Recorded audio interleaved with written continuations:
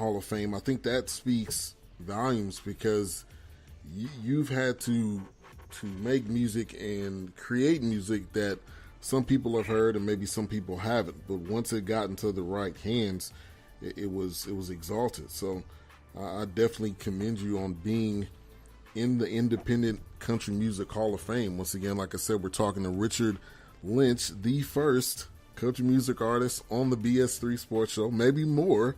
I appreciate I appreciate this opportunity. And I thank you so much. I'm blown away that I get to be your first artist on your program. That really, I'm so flattered. Thank you so much, Ben. Yeah, no problem. So would you say this was your proudest moment, or was there other maybe proud moments as an artist in your career? You know, I've been very fortunate. I've worked with a lot of the great stars of the 80s and 90s, all over the country. But yeah, I was really humbled when I found out that, just by me recording that album, and of course, I met all the criteria. You hadn't been in the business for, I think it was 20 years or whatever it was.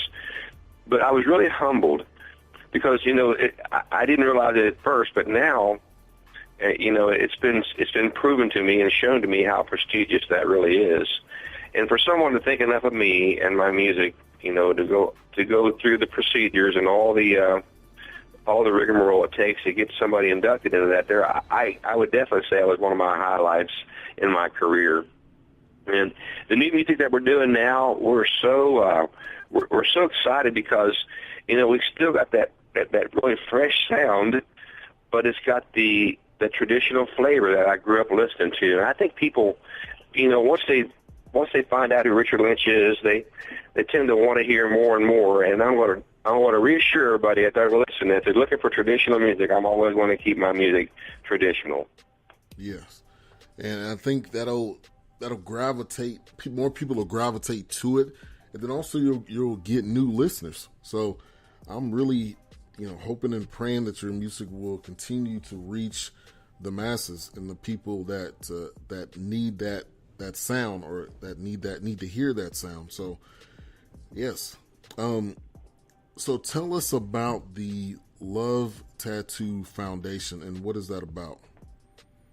Well, I'm so glad that you asked me that. Me and my wife started the Love Tattoo Foundation about 4 years ago, maybe 4.5. And everybody asks me, says, what exactly is a love tattoo? And the first thing I tell them is it has nothing to do with ink. The love tattoo is our servicemen and women have come back with either a psychological or a physical scar, and their tattoo has been scarred for life in service to our country. And so we found a gentleman had sent me some lyrics and asked if I would put some music to it. He wrote a poem called Love Tattoo, and I read it and I listened to it, and I put some music to what he had written, and then I realized it needed a little more help. So me and another Nashville songwriter added a verse to it, added a chorus to it, and we recorded it. And all the proceeds that we generate from the sale of this particular release goes to help our men and women who have served our country at a place called the Whirlwind Lodge in Custer, Michigan. It's a beautiful facility, and any man or woman that has served is welcome, from World War II all the way up to today's conflicts. And I love the fact that I can meet these wonderful folks and share my music and get to know these folks for just a short while. We just did a concert a week and a half ago up in Michigan, and we do an annual event up there to help raise money for them. So it's just my little way of being able to give back to some people that I feel are so deserving. They are. I mean, to really, honestly, you're putting your life on the line. The minute that you enroll, there is a possibility that you could pass away. There's a possibility that you could never be the same again. And I respect every single person that goes into the act of service, because that's not easy to do. It's definitely not. No, it's not. And I'm really happy to say that I was able to do a duet with that song recently. As a matter of fact, in January of this year, country music legend Mr. Ronnie McDowell and I re-recorded the song as a duet. And Ronnie and I released it to radio this previous late winter. And it got an immense amount of airplay. And more importantly than that, you know, we're raising money and we're helping folks who are so deserving. I can't think of anything more deserving than our GIs, guys and gals who put it all on the line to protect our country. So it's just a little way that we can give back, and we're proud of the fact that we can do that. Yes. And everybody that's tuned in, go to lovetattoofoundation.org if you would like to donate to that. It has all the information on there. It also has an upcoming event, if I'm not mistaken, that's on August the 19th. If you wanted to talk about that and kind of share what's on the website and what people can see when they go on there. Absolutely. There is several events that they do for the Love Tattoo Foundation. We have an event that we're going to be doing this Saturday night, the 19th, at our farm. And now we live in southwestern Ohio.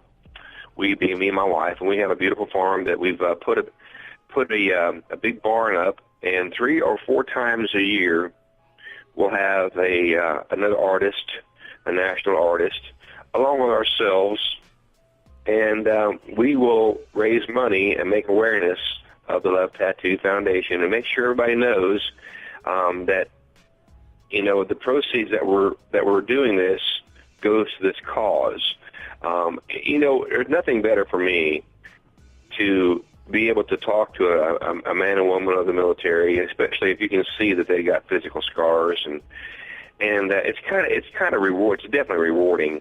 You know, when I see people walk up to me and they thank me for what I'm doing, I have to immediately tell them, "We got this wrong, guys. We need to be thanking you." Right. Exactly. So the 19th is an event here in Waynesville, Ohio, at our farm that we do. Well, one of 3 this year that we will do to raise money for the Love Tattoo Foundation. Yes. And like I said, lovetattoofoundation.org. Go visit the website.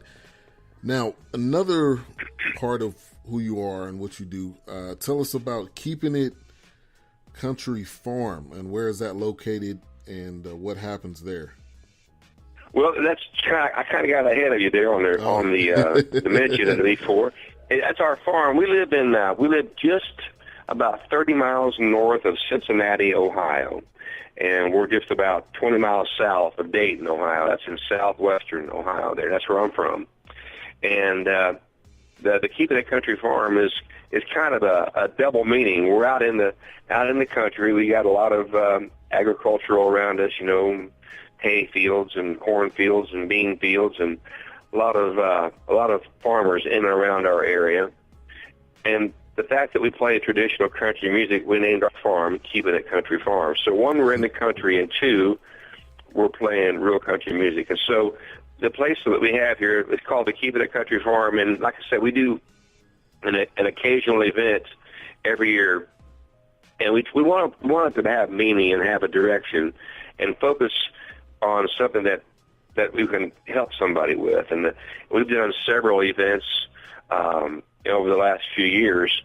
Love Tattoo Foundation is the one that we strive to do most of our events for, but we've also done events here at the farm to help a lady with cancer, or somebody that that needs some help. And so if we can help somebody, it does our hearts good to kind of reach out and share our farm and our music with folks, and actually for a good cause. Yes.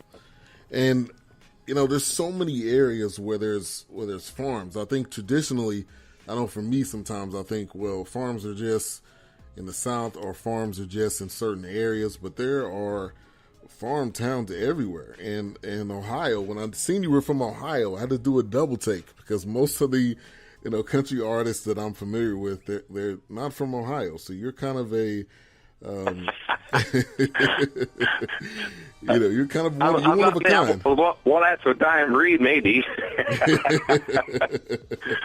Right. Yeah, right. a lot of folks are from Nashville and Texas and elsewhere around the country. But reality of it is, I'm a second generation here in Ohio. By that I mean, my dad grew up in eastern Kentucky, and back in the 40s and 50s, and that when they grew up, they didn't have the entertainment that we do now, and they would sit around playing music on their porches, and they'd all play guitars and banjos and fiddles and dobros, and that was their form of entertainment. So when Dad came up and moved to Ohio, of course, long before I was born, they came to Ohio looking for employment, and they also brought that talent with them. They brought that sense of Appalachian country music. And so really there's quite a few folks in the southwestern Ohio area that really have a lot of that great talent, just for the fact that they have parents and grandparents that came from Appalachia and brought that sound with them. So there's quite a few folks around the area that didn't have a traditional flavor. Yeah. So I definitely learned something from you today, because I didn't think that was you would be from there, but I definitely learned something new there. So you performed all over the country, a lot of different areas, a lot of different places. If there was one place where you haven't performed, what would that place be, or where would you be your dream place to perform? Well, I've always got my sights on the big picture. I've always, you mentioned it earlier, I play all over the country, from Texas to Maine, and from the East Coast up, all the way, not all the way to California, but a lot of places around the area. I've always wanted to say that I got to play on the Grand Ole Opry, and I do believe someday that'll happen.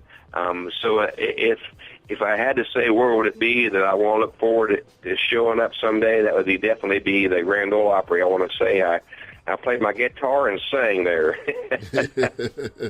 That would be the dream place. Wow. I work in Nashville often, and we record in Nashville, we perform in Nashville, we have lots of friends in Nashville. I think it's safe to say that, at some point it will happen. We're always hopeful that it will, but thus far it hasn't. So in answer to your question, if I had to play a place that I haven't played yet, that's definitely the one that I would look forward to. Definitely. And I hope and pray that you definitely get that opportunity. Now, here's the other tough question. Who is your dream duet partner? Well, I've been very fortunate. I've recorded several duets over the years with a lot of stars. But if I would have had an opportunity to do a duet with anybody ever, alive or dead, I would have chosen Conway Twitty. I grew up listening to Conway, and he was such an inspiration and an influence on me. Him and Keith Whitley are two of my favorite all-time artists. I got to do a show with Keith Whitley before he passed away.